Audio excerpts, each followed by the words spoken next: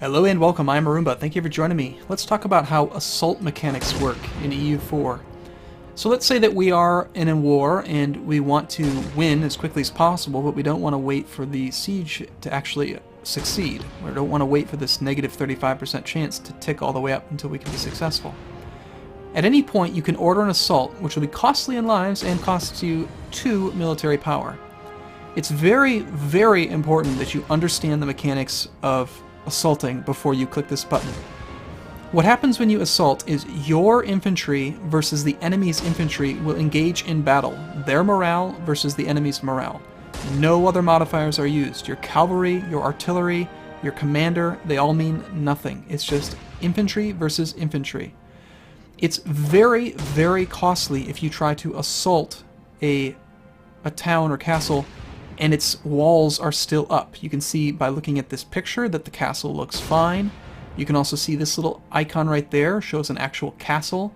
Furthermore, if you look over here, it just says minus 35% with no indicator. You need about 10 to 1 infantry versus garrison to successfully assault without losing too many men. On the other hand, if the walls are breached and you see this indicator here, that means that there's a hole in the wall. Your infantry can get in.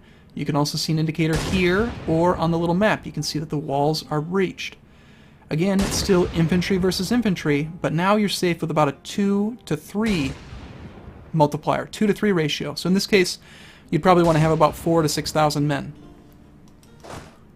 As the siege continues, if the building catches on fire, as it's continuing to fall, here we can see that this one had a supply shortage. That's just representative of the fact that it's going better.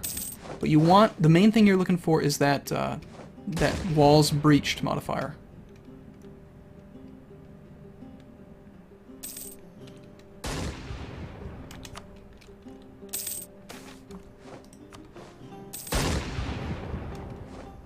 Yeah, the fire is just representative of how the siege is going and your likelihood of success. The fire doesn't actually affect the likelihood.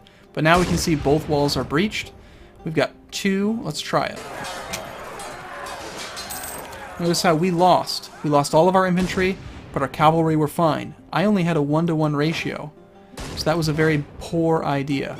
If we had more infantry,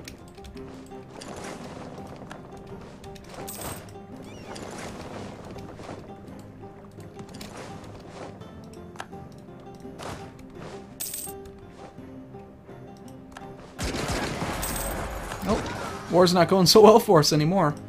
Got the coalition against us. Well, you get the idea. Basically, what you need to do is you need to have those ratios I was talking about. Don't assault with 1-to-1. You have to assault with 3-to-1 once the walls are breached, 10-to-1 if they're not, or just wait it out. The best thing to do is just really bring artillery, make sure to blockade, bring a commander who has siege values. And that's how assault mechanics work. So thanks for watching. We'll see you again soon.